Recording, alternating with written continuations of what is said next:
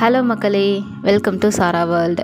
இன்றைக்கி நம்ம ஒரு மூலிகையோட மருத்துவ பயன் தாங்க பார்க்க போகிறோம். சரி வாங்க வீடியோக்குள்ளே போகலாம். வீடியோக்குள்ளே போகிறதுக்கு முன்னாடி நம்ம சேனலை மறக்காமல் சப்ஸ்கிரைப் பண்ணிவிடுங்க. லைக் பண்ணுங்கள், ஷேர் பண்ணுங்கள், கமெண்ட் பண்ண மறந்துடாதீங்க. இந்த இலையோட பேர் தாங்க பொடுதலை இலை.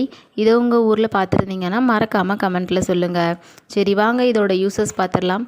இந்த பொடுதலை இலையை நல்லா அரைச்சி நம்ம தலையில் பற்று போட்டு வந்தோம் அப்படின்னா நமக்கு அந்த ஒத்த தலைவலி எல்லாம் சரியாயிருங்க. இந்த பொடுதலை இலை பார்த்திங்கன்னா நீரிழிவு நோய்க்கு ஒரு சிறந்த மருந்து. இப்போ பூண்டு, சின்ன வெங்காயம், நெய்யெல்லாம் சேர்த்து சட்னி மாதிரி செஞ்சு இந்த நீரிழிவு நோய் உள்ளவங்க சாப்பிட்டு வந்தாங்க அப்படின்னா அந்த நோய் தாக்கத்தை நல்லாவே குறைச்சிடலாங்க.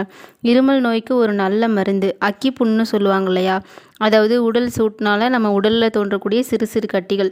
இந்த கட்டிகள்னால நம்ம உடல் அதிக எரிச்சலை உண்டாக்கும்.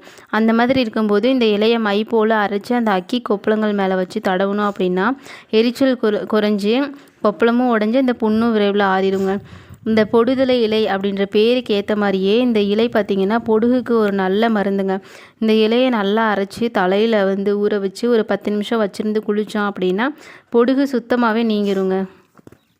பெண்களுக்கு வெள்ளைப்படுதல் போன்றதெல்லாம் இருக்கும் இல்லைங்களா, அதுக்கு இந்த பொடுதலை இலையை நிழலில் உலர்த்தி பொடி செஞ்சு தினமும் காலையில் ஒரு தேக்கரண்டி எடுத்து அதோட தேன் சேர்ந்து சாப்பிட்டு வந்தாங்க அப்படின்னா அந்த வெள்ளைப்படுதல் சரியாயிருங்க. இல்லை அப்படின்னா அதை காலை மாலை கஷாயமாக வச்சு குடிச்சிக்கலாங்க.